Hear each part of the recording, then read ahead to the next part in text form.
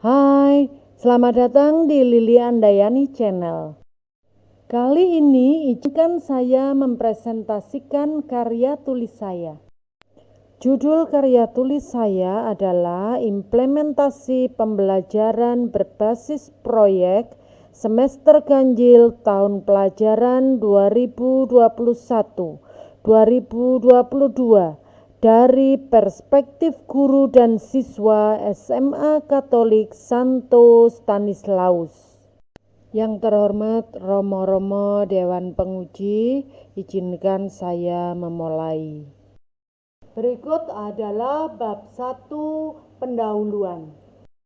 Yang menjadi latar belakang masalah adalah sebagai berikut. 1. Defisit learning. 2. Keluhan orang tua atas model ulangan, pilihan ganda, atau uraian yang memudahkan siswa browsing dan bekerja sama. 3. Masukan dan hasil yang positif dari penerapan pembelajaran berbasis proyek yang diterapkan pada tahun sebelumnya di kelas 11 MIPA. Yang keempat, pemikiran bahwa akan terjadi kerumitan apabila pembelajaran berbasis proyek serentak di 10 kelas 3 jenjang di semua mata pelajaran sekaligus diterapkan. Berikut adalah rumusan masalahnya. Yang pertama, bagaimanakah langkah-langkah pelaksanaan pembelajaran berbasis proyek atau saya singkat PBP semester ganjil tahun pelajaran 2021-2022 secara serentak di SMAK Santo Stanislaus. Yang kedua, bagaimanakah implementasi pelaksanaan PBP di SMAK Santo Stanislaus dari perspektif guru. Yang ketiga, bagaimanakah implementasi pelaksanaan PBP di SMAK Santo Stanislaus dari perspektif siswa. Kemudian berikutnya ini adalah kerangka konseptual dari penelitian ini. Mulai dari konsep dan tujuan pembelajaran berbasis proyek, menuju ke langkah-langkah PBP, kemudian juga melihat evaluasi dan refleksi PBP tahun sebelumnya, menuju ke implementasi PBB interdisipliner serentak 10 kelas 3 jenjang di tahun ini. Dari situ nanti dilihat bagaimana perspektif guru, kemudian juga perspektif siswanya bagaimana, kemudian keluarlah rencana tindak lanjut. Kemudian berikutnya adalah tujuan umum dari penelitian. Yang pertama adalah untuk mengevaluasi pelaksanaan PBB interdisipliner secara serentak 10 kelas 3 jenjang yang dilaksanakan di SMAK Santo Stanislaus. Kemudian tujuan yang kedua adalah untuk memperoleh gambaran secara jelas dan otentik bagaimana perspektif guru dan bagaimana perspektif siswa mengenai pelaksanaan PBB interdisipliner secara serentak 10 kelas 3 jenjang di SMAK Santo Stanislaus pada tahun pelajaran 2021 sampai 2022 ini. Berikutnya adalah manfaat penelitian.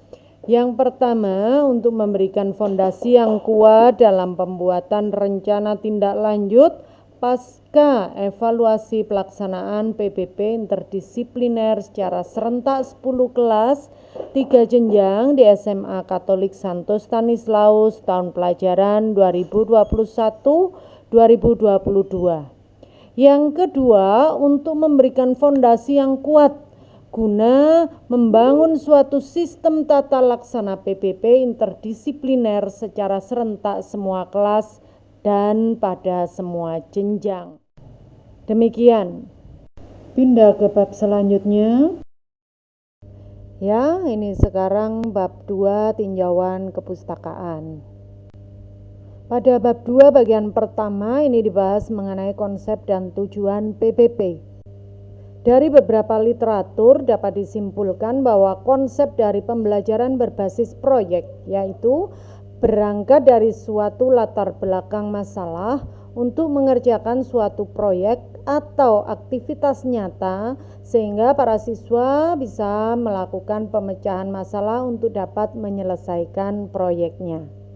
Sedangkan tujuan dari PBP yang pertama adalah meningkatkan kemampuan pemecahan masalah, yang kedua memperoleh pengetahuan dan keterampilan baru, yang ketiga peserta didik itu menjadi lebih aktif, yang keempat mengembangkan dan meningkatkan keterampilan mengelola bahan atau alat, dan yang kelima meningkatkan kolaborasi peserta didik.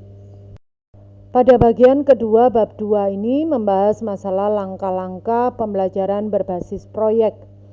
Ada beberapa literatur dan ada sedikit perbedaan antara satu dengan yang lain, tetapi bila dirangkum hasilnya adalah yang pertama menyusun pertanyaan, yang kedua mendesain perencanaan, yang ketiga menyusun jadwal, yang keempat memonitor, yang kelima menguji hasil, dan yang keenam mengevaluasi pengalaman belajar.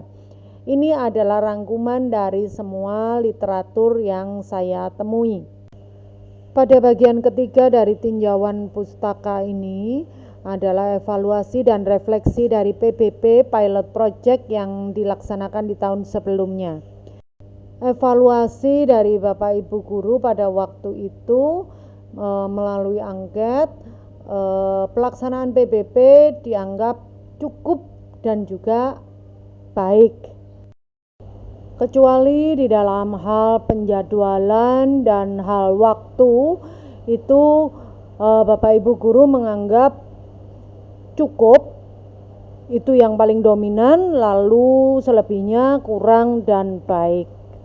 Sedangkan para siswa waktu itu menganggap bahwa tata cara pelaksanaan PBP itu cenderung baik, ya, kecuali di dalam hal persiapan dan waktu presentasi itu kurang dan cukup. Dari sisi guru ada ditemukan 6 hal positif yang Bapak Ibu Guru temukan. Ada terlihat di sana, dan untuk hal yang menjengkelkan ataupun menghambat ataupun negatif yang kiranya perlu diperbaiki, itu Bapak Ibu Guru menemukan 2 hal tertulis di sana. Kemudian para siswa juga diminta mengevaluasi. Waktu itu siswa menemukan ada 6 hal positif dan 5 hal negatif atau hal yang menjengkelkan atau hal yang menghambat. Itu bisa dibaca di situ. Demikian tadi bagian 3 ini disadur dari evaluasi dan refleksi PBP Pilot Project yang dilakukan di tahun sebelumnya. Demikian tadi paparan dari bab kedua karya ini. Kita menuju bab selanjutnya, yaitu bab 3 metodologi penelitian. Pertama, objek penelitian. Ada 3, yaitu yang pertama implementasi PBP semester 1 tahun pelajaran 2021-2022 di SMAK Santo Stanislaus. Objek yang kedua adalah guru sebagai salah satu komponen pelaksana implementasi pelaksanaan PBP semester 1 tahun pelajaran 2021-2022 di SMAK Santo Stanislaus. Yang ketiga adalah siswa SMA Katolik Santo Stanislaus. 3.2 metode dan desain penelitian. Penelitian ini menggunakan metode deskriptif dan desain penelitian lapangan. 3.3 langkah-langkah penelitiannya. Yang pertama, meneliti langkah-langkah dari implementasi PBP yang dilaksanakan itu. Yang kedua, mendesain angket guru, dan yang ketiga mendesain angket siswa. Kedua-duanya ini menggunakan Google Form. Langkah yang kelima, menyebarkan angket kepada guru. Langkah yang keenam, menyebarkan angket kepada siswa. Dan yang ketujuh adalah menganalisa hasil angketnya. 3.4 teknik pengumpulan data ada 3. Yang pertama observasi, yang kedua dokumentasi, dan yang ketiga adalah melalui angket. Lalu 3.4 teknik pengolahan data, yang pertama adalah dengan cara reduksi, yang kedua menyajikan itu dalam bentuk tabel maupun grafik, kemudian juga yang ketiga menyimpulkannya. Demikianlah isi dari bab 3 metodologi penelitian. Ini sekarang ada di bab 4, analisis hasil penelitian dan pembahasan. Pertama, 4.1.1 data implementasi penilaian berbasis proyek. Yang pertama adalah persiapan guru dan sekolah ya. Di sini ada kesepakatan di raker guru, lalu juga mengumpulkan KD-KD, sosialisasi, pembentukan kelompok, penentuan tema, diskusi guru dalam kelompok mata pelajaran. Jadi mata pelajaran itu dikelompok-kelompokkan begitu.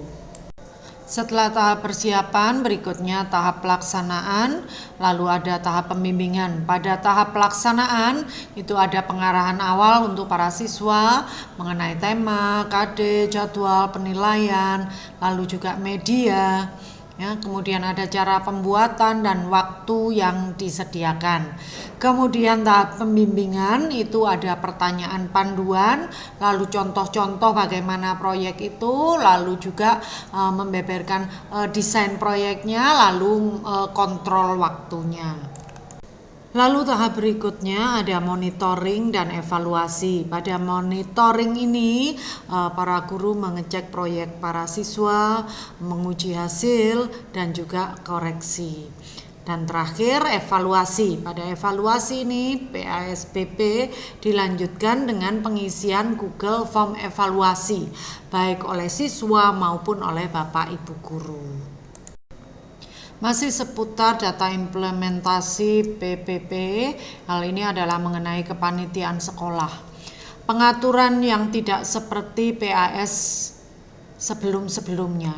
Kepanitiaannya tentu berbeda, ini melibatkan karyawan-karyawan sekolah sebagai host, notulen, dan lain-lain. Guru benar-benar fokus pada bimbingan dan evaluasi hasil proyek anak-anak. Ini berikutnya subbab 4.1.2 adalah hasil angket perspektif guru terhadap pelaksanaan PPP. Kita lihat sama-sama bahwa penilaian atau perspektif guru terhadap pelaksanaan ini secara keseluruhan bisa dibilang baik dan bahkan sangat baik, kecuali untuk yang bimbingan, koordinasi, dan diskusi.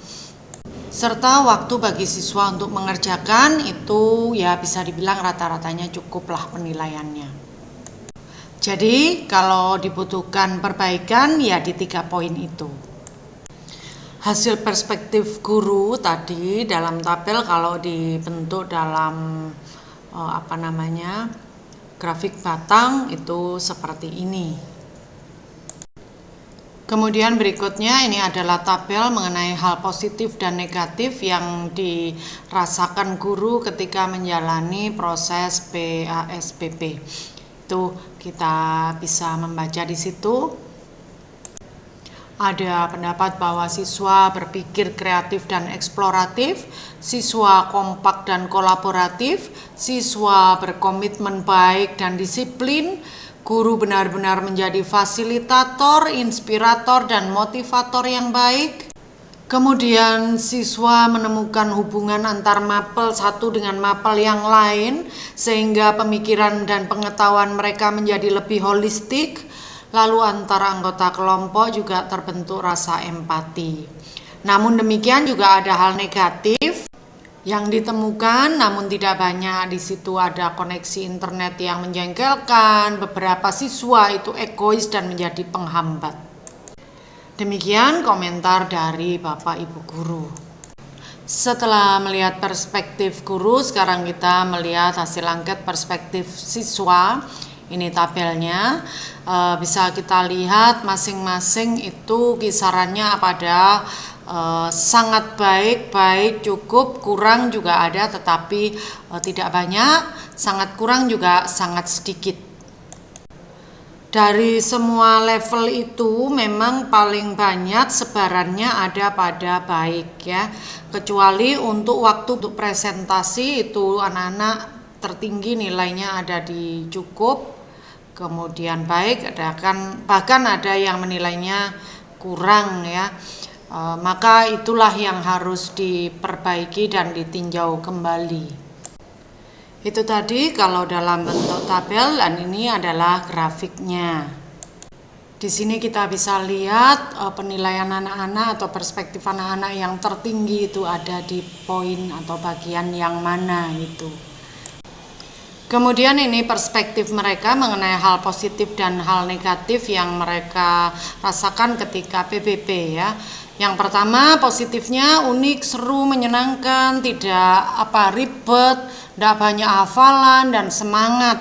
Kemudian juga anak-anak berkomentar bahwa ini membentuk kreativitas, kepemimpinan, tanggung jawab, empati, kesabaran, sosialisasi, lapang dada.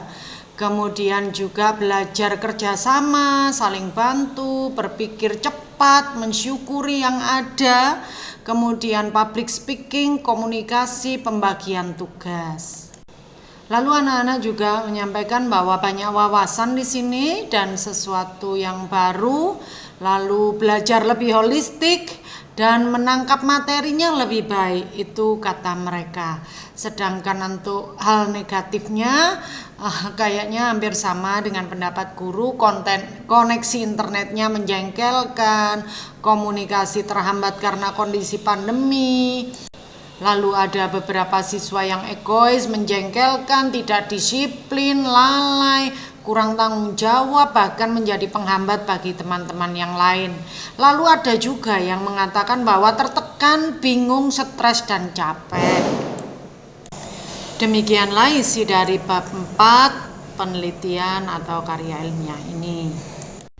Dan sekarang ini adalah bab 5, simpulan dan saran dari penelitian ini. Dari penelitian ini diambil 3 buah kesimpulan. Yang pertama, bahwa langkah-langkah pelaksanaan PBB ini sudah sesuai dengan teori tahap pembelajaran berbasis proyek, yaitu menyusun pertanyaan mendasar, mendesain proyek, menyusun jadwal, memonitor, menguji, dan mengevaluasi. Kemudian, kesimpulan yang kedua adalah bagaimana perspektif guru, yaitu lebih dari 50% guru-guru menganggap pelaksanaan PBB ini baik, bahkan sangat baik, kecuali untuk penyediaan waktu, diskusi, dan koordinasi antar guru, antar mapel yang berada di dalam satu proyek itu masih harus diperbaiki. Kemudian guru-guru juga menemukan ada 6 hal positif yang perlu untuk dikembangkan dan ada 2 hal negatif atau hal penghambat yang itu kedepannya harus diatasi. Kemudian yang ketiga adalah mengenai perspektif siswa, itu 50% lebih siswa menganggap pelaksanaan PBB itu baik, bahkan sangat baik, kecuali dalam hal penyediaan waktu untuk presentasi saat penilaian siswa merasa itu kurang dan harus diperbaiki. Lalu juga siswa melihat ada 5 hal positif yang mereka rasakan, mereka temukan, seperti menambah wawasan, kreativitas, leadership, bahkan belajar secara holistik, dan lain-lain yang sudah disebutkan. Serta siswa menemukan 3 hal negatif, penghambat yang perlu diatasi. Dari penelitian ini akhirnya kami bisa memberikan beberapa saran, rekomendasi. Yang pertama yaitu pemberian waktu yang terjadwal untuk para guru di dalam proyek yang sama itu bisa berdiskusi supaya dalam pembimbingan anak-anak itu bisa lebih baik. Kemudian saran yang kedua untuk waktu presentasi dan penilaian bagi siswa itu perlu perhitungan yang lebih cermat dan efisien lagi. Kemudian perlu ada buku refleksi agar perkembangan siswa ini bisa lebih terpantau di dalam mengerjakan proyeknya. Demikianlah presentasi dari karya tulis saya. Terima kasih atas perhatiannya.